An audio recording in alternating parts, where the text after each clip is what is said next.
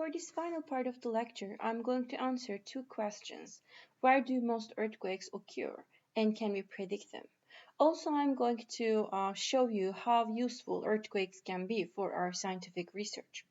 Here on this map, you see the earthquakes of magnitude 5 or greater recorded over a 10-year period.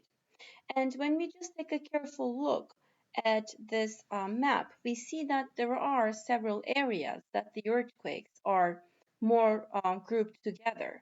Here we have this circular area, which we know already is Ring of Fire around the Pacific Ocean. There are a bunch of plate boundaries and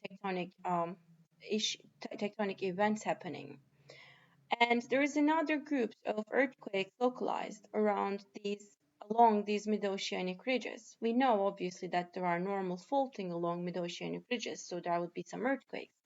However, when we compare the density or the amount of earthquakes along mid-oceanic ridges and along circum-Pacific belt or Ring of Fire, we see that the Ring of Fire actually gets way more earthquakes compared to mid-oceanic ridges. And then there's this third area, which has a grouped earthquakes, which is Alpine Himalayan Belt System. This is a mountain system, and again, we know that there are a bunch of plate tectonics events happening in this area, in between European and African plates. So by just looking at this map, we can say that there are some areas which gets more earthquakes. And we actually call these areas as earthquake belts. We know about 95% of the energy released by earthquakes originates in a few relatively narrow zones that's all around the globe. And these zones are Circum-Pacific Belt, Mediterranean Sea region to the Himalayan complex, and the Oceanic Ridge system, which actually shows us where to expect those larger scale earthquakes to happen. And the second question is, can we predict the earthquakes? When we talk about earthquake prediction, we usually mean short-range predictions. In this case, our goal would be to provide a warning of the location and magnitude of a large earthquake within a narrow time frame. So say a few hours before the earthquake happens, being able to know that it's going to happen, so we can take the precautions and evacuate the cities, for example. And I also would like to emphasize at this point that there is only one single successful short-range prediction happened, which was in 1975 in China, Haichang earthquake. The magnitude of the earthquake was 7.3. Entire city got distracted real badly. However, no one got hurt. In this case, there was a big foreshock right before, several hours before the earthquake, and real strange behavioral changes in the animals. So scientists put these two clues together and decided that there's a big earthquake coming. So they did what was necessary to help to save the people's lives.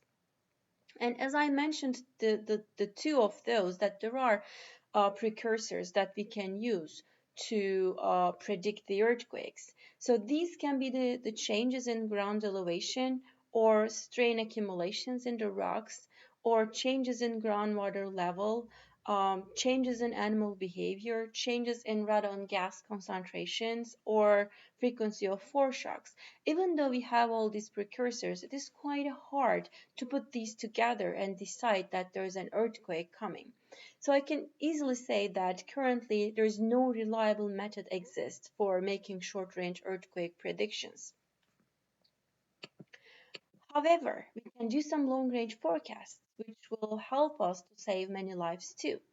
So in case of long-range forecasts, we use the probability of a certain magnitude earthquake occurring on a time scale of 30 to 50, sometimes 100 years or more. And these long-range forecasts are important because they help us to decide about our building codes or decide about how to plan our cities, which also is really important. Even though the earthquakes are natural events and necessary for our living planet Earth, still we don't want to get all those destructions and damages from those earthquakes. And in this case, the only thing we can do, basically, making sure that our buildings, our cities, are planned and built for being safe when in case of earthquakes. And how can we do these long-range forecasts? I'm going to show you two examples. We can use historical records or we can use paleoseismology. How can we use historical records? For example, in this picture, we see the Sanda Megatrust fault. We know that there was this big earthquake recently happened in Sumatra. And as I mentioned before with the San Andreas fault, usually the fault systems actually break in some ranges, in some segments. So you do not expect this entire fault being broken all at once. Instead, it's going to move in segments. So here, if you look at this fault and look at the earthquakes happened in time. So we know that this part of the fault actually got broken in 2004 with the earthquake magnitude 9.2. And then this part got broken in 2005 with the earthquake magnitude 8.6. This part was right after that with 8.4 magnitude. And this one was way earlier than all these three with magnitude of 7.9. And we know after having all these segments being broken or slipped or created earthquakes, release their energy accumulated in different times. There's this segment in here still staying all quiet. We call these parts, these areas along a fault as seismic gaps or seismic quietness areas. And we know that there is going to be an earthquake in this area too to release the stress actually accumulated in this area. So by looking at the different times and magnitudes and local locations of the earthquakes along a fault zone, we can decide where to expect the next earthquake and what would it be its magnitude. This is one method to do long range forecasts. Another method can actually be by just looking at the geologic records in the rocks. Because even though we keep talking about seismology being an old field of science, still the instrumented part or the time period that we have the records, the actual hard records of the earthquakes is not any more than 100 or 120 years. So it is quite hard to know about the earthquakes happened earlier than that. However, all these earthquakes or slippages in the fault systems and all other movements actually creates its own signatures in the rock records. So by looking at different rocks, by looking at their positioning and the evaluation of the faults in these rock layers, we can identify the prehistoric earthquakes, which actually happened hundreds of years ago or thousands of years ago. And by looking at these prehistoric earthquakes, we can do the long range forecasts around the area and identify the possible earthquakes would happen in the future.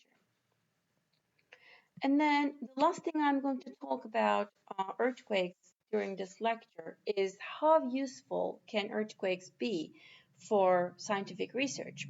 So here you see several ray paths from an earthquake located right here with the star. And we see the mantle, outer core, and inner core of the earthquake. So what happens when there's an earthquake happening, going on right in here? There will be a lot of seismic waves, obviously, transmitted through these layers all over the place into every direction.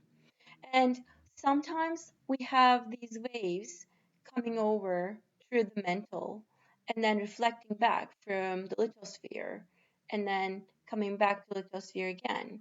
Sometimes they can reflect back from the outer core. Sometimes they can get refracted and go through the outer core, just skip the inner core and come back to the mantle.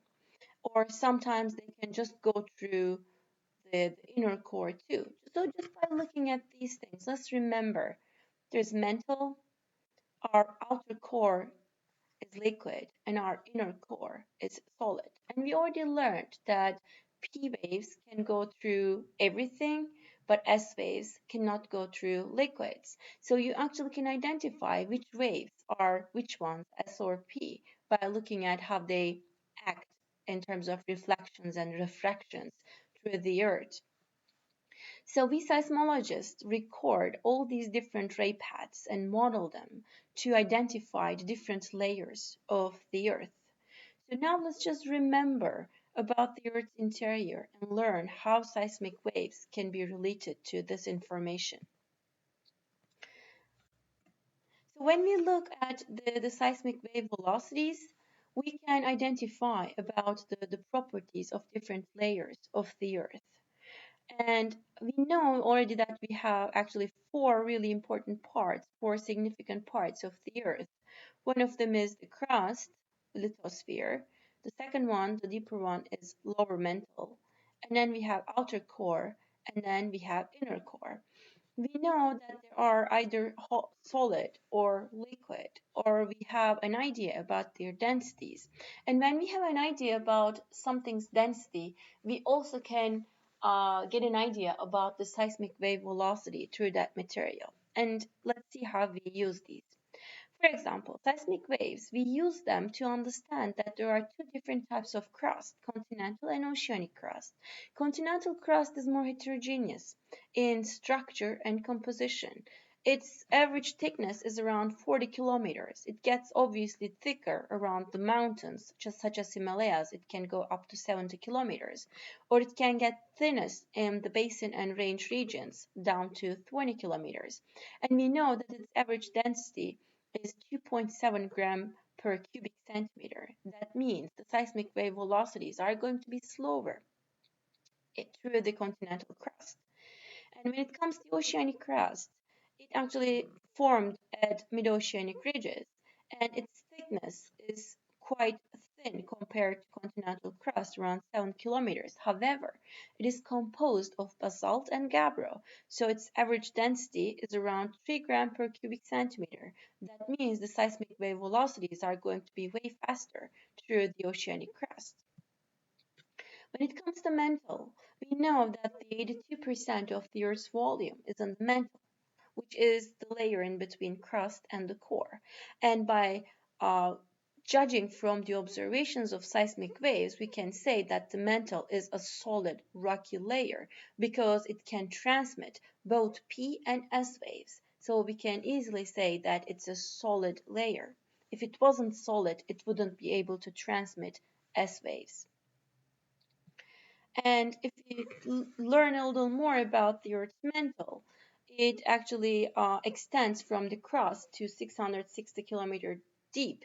It's composed of peridotite, and the lithospheric mantle is the uppermost part of the mantle and extends down to 200 kilometers. So the seismic wave velocities up to in this 200-kilometer thickness would be different than the rest of the mantle's depth. This layer plus the crust make up the rigid part of the lithosphere. And then there's this weak layer we call as asthenosphere beneath the lithospheric mantle. So we expect it to be slower in seismic wave velocities. And then the lower mantle extends from upper mantle to the liquid core, which is total 2,900 kilometers in depth. And it is the Earth's largest layer, occupying 56% of the Earth's volume. And then the cores.